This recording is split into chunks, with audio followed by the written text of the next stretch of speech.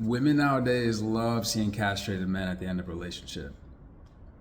It's fucking sick, in my opinion. Um, Nowadays, the masculine and feminine have such a imbalance in our reality, in our world, that is so fucking confusing at this point.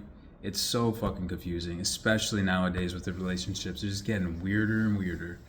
But I'll tell you one thing that really gets a woman off is seeing a castrated boyfriend at the end of a relationship, hooked by the cheek, just getting dragged with bloody ass knees. Balls are 5 miles behind him, and he just lost himself. Lost himself in the sauce. He's gone. Doesn't know how to swim anymore.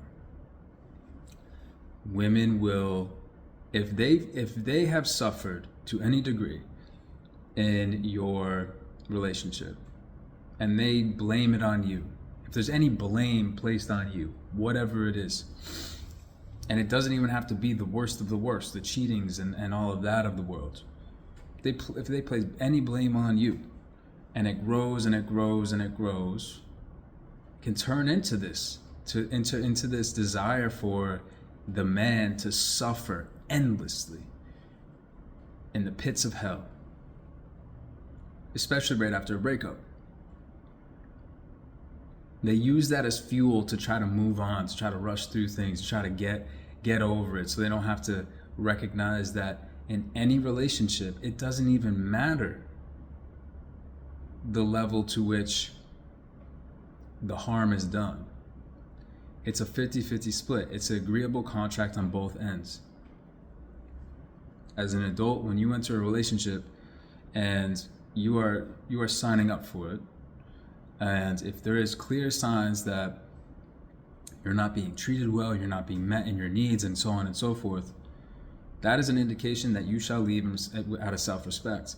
But most people don't, and then this compounds and leads into cheating down the road and all of that.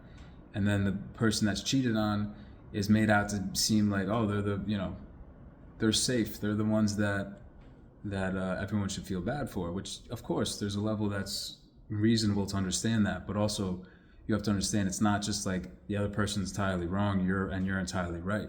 We have to take self-responsibility where it's due. And there's always some level of self-responsibility that is due when we are adults. When we're children, it's a different story. But when we're adults, and I mean, I guess it could be improper adulting, improper growing the fuck up. But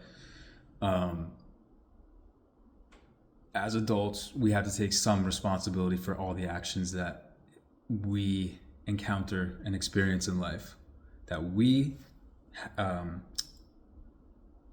act upon, and also the things that act upon us. But going back to it, yeah, women fucking love castrated men at the end of relationships. And men, first step to do is, once you get your fucking bearings, because you're gonna be, if you're in that place where you're hooked and you're trying to like just crawl your way back, you are discombobulated. You're like all out of fucking whack. So as soon as you get some clarity, snip that fucking line. Snip it. As much as you might love her, you gotta let it go. You gotta let that darkness that's riding in that person, let it take them. Let it take them wherever the fuck they want to go with it. However long they want to go with it before they open their heart and just like actually just recognize that we're all human here. We're all imperfect. We all have our flaws and our baggage and just built up trauma over years and through generations, through families, through parents and all this shit. And relationships are just the fucking battleground for all this stuff to come out.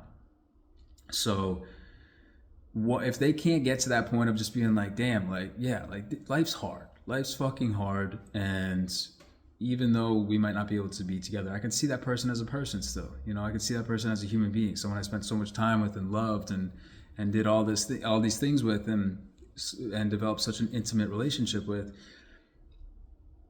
They're still human at the end of the day. So it's obviously so fucking naturalized for relationships to be like fucking dog eat dog world, just like World War fucking whatever, battle zone, just kill or be killed sort of scenario. And I think it's mostly because we don't get out of these relationships earlier. We just continue to press on without actually tackling what we actually need to tackle underneath the surface, what actually needs to be fixed in order to progress and grow.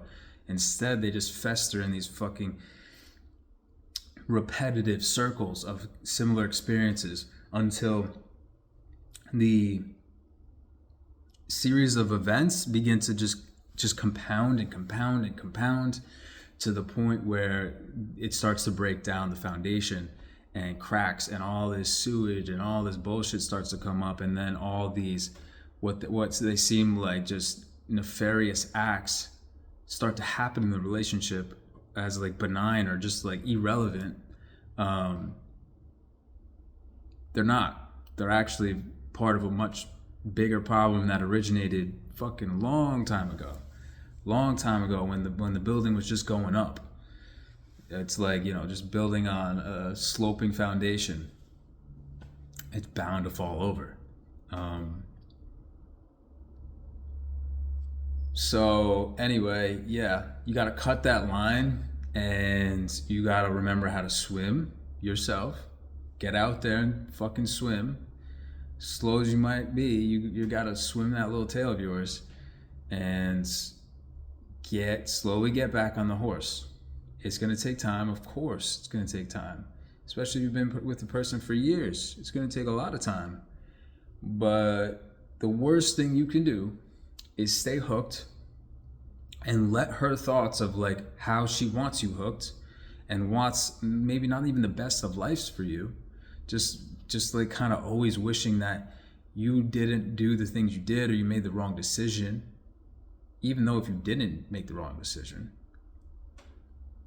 You don't want to be falling into that trap of living the rest of your life in a shadow of this woman's perspective.